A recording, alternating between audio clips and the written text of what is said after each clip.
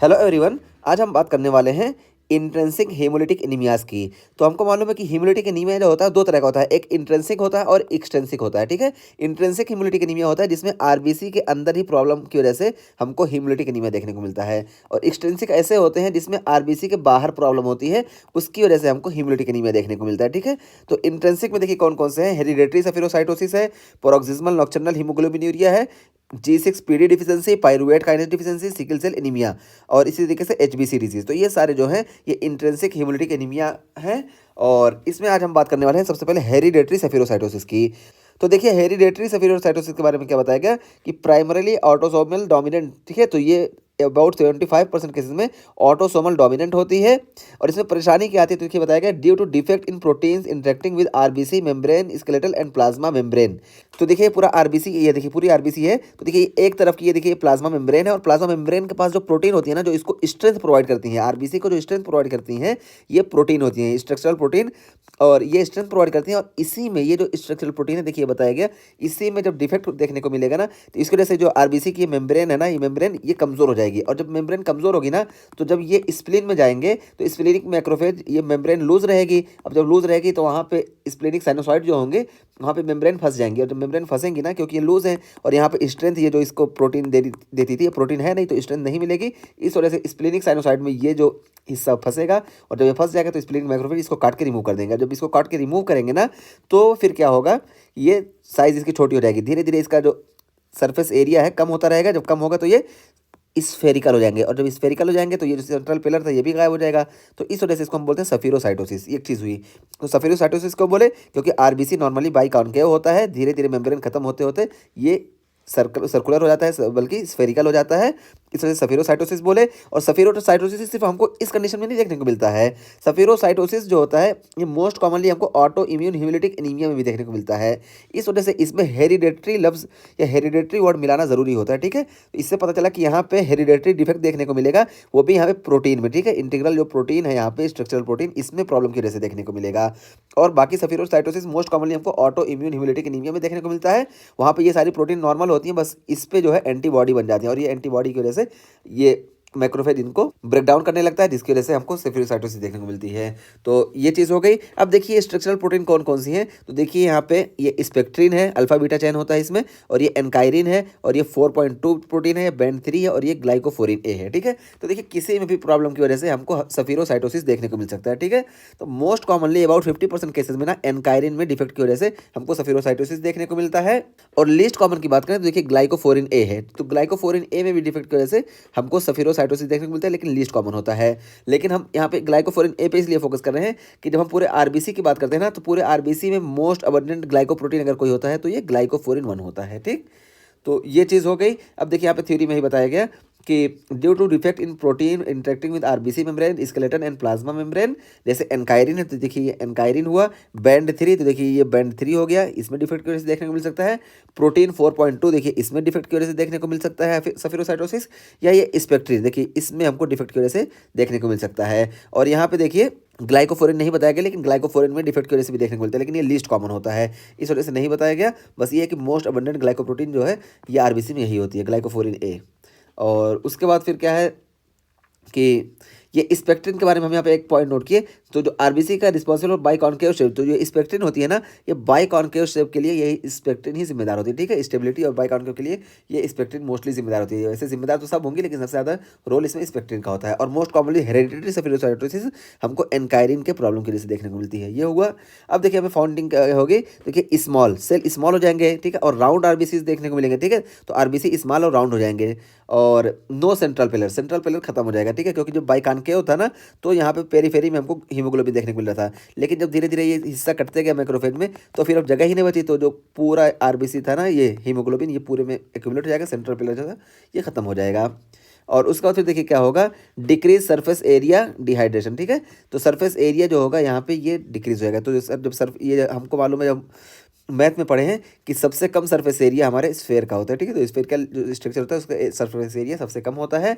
और यहाँ पे देखिए मीन कॉर्पस्कुलर हीमोग्लोबिन कंसंट्रेशन जो है ये बढ़ जाएगा। ठीक है, मीन कॉर्पस्कुलर हीमोग्लोबिन कंसंट्रेशन यानी एक आरबीसी में जो हीमोग्लोबिन का कंसंट्रेशन है ना वो बढ़ जाएगा, क्योंकि जब यहाँ पे सरफेस एरिया कम हो गया तो यहाँ पे ये एक आरबीसी में मान लो इतनी बड़ी थी तो यहाँ पे थोड़ा होता समझो इसके हिसाब से रेशियो, तो मीन कॉर्पस्कुलर हीमोग्लोबिन कंसंट्रेशन इसमें कम होता, लेकिन अब यही हीमोग्लोबिन जो कम एरिया में सिकुड़ गया और इसका सरफेस एरिया कम हो गया तो इस वजह से ये MCHC mean corpuscular haemoglobin concentration ये बढ़ जाएगा। और फिर उसके बाद क्या है, प्रीमेच्योर रिमूवल बाय स्प्लीन। तो ये जब स्फेरिकल हो जाएंगे तो premature removal by spleen, spleen से इनका प्रीमेच्योर रिमूवल हो जाएगा। और देखिए नॉर्मल 120 डेज की लाइफ होती है, लेकिन इस कंडीशन में 10 to 20 डेज इसकी लाइफ हो जाती है, ठीक है, आरबीसीज की।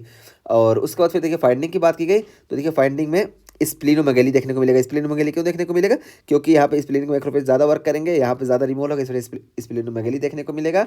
और पिगमेंटेड गॉल स्टोन्स हमको देखने को मिलेंगे, ठीक है, तो पिगमेंटेड गॉल स्टोन देखने को मिलेंगे इसी, क्योंकि यहाँ पे आरबीसी का बहुत ज़्यादा ब्रेकडाउन देखने को मिल रहा है, इस वजह से पिगमेंटेड गॉल स्टोन देखने को मिलेंगे।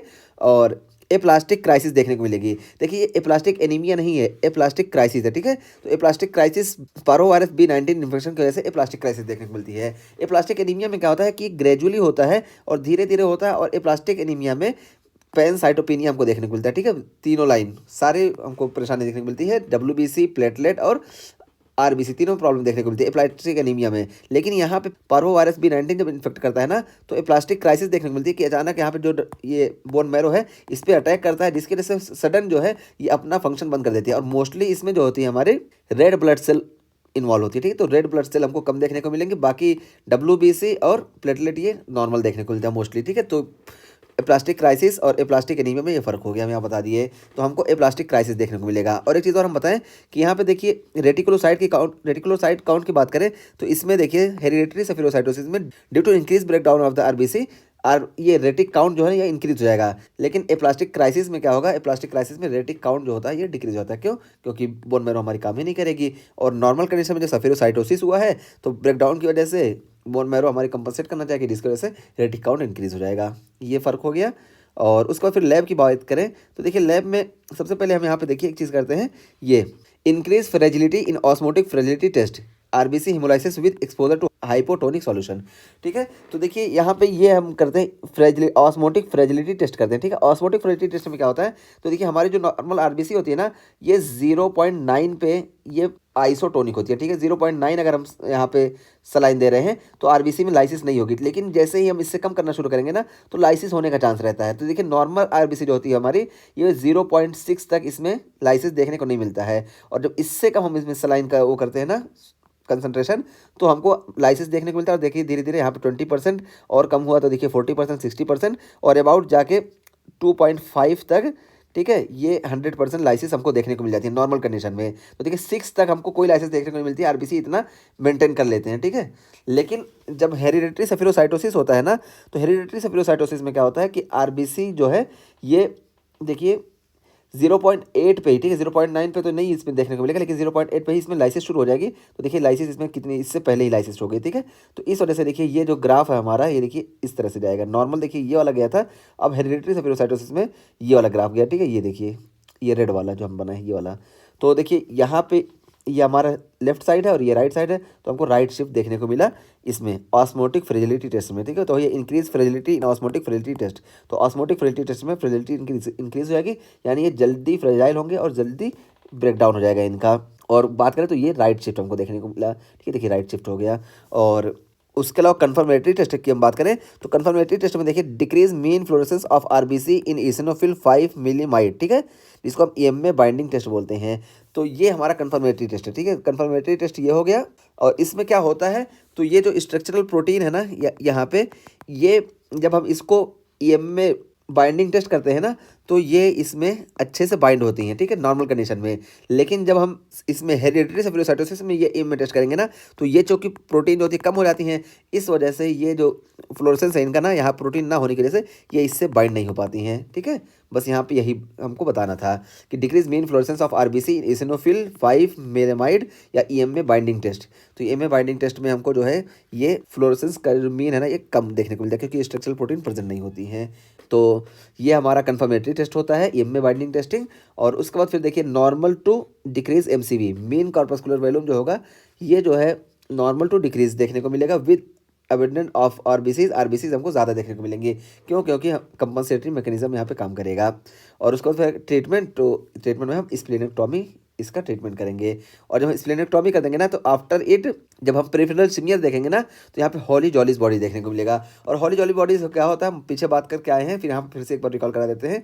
तो देखिए, जो आरबीसी है ना, इसमें न्यूक्लियर रेमिनेंट प्रेजेंट होते हैं, ठीक है, नॉर्मल कंडीशन में प्रेजेंट होते हैं, लेकिन स्प्लेनिक मैक्रोफेज इसको रिमूव कर देते हैं, इस वजह से नॉर्मल कंडीशन में नहीं देखने को मिलता है। लेकिन जब हम स्प्लेनेक्टॉमी कर देते हैं इसमें, तो हमको ये हॉवल जॉली बॉडीज़ या ये जो है न्यूक्लियर रेमिनेंट, ये यहाँ पे देखने को मिलता है आरबीसीज में। इसी को बोलते हैं हॉली जॉली बॉडीज़, ठीक है।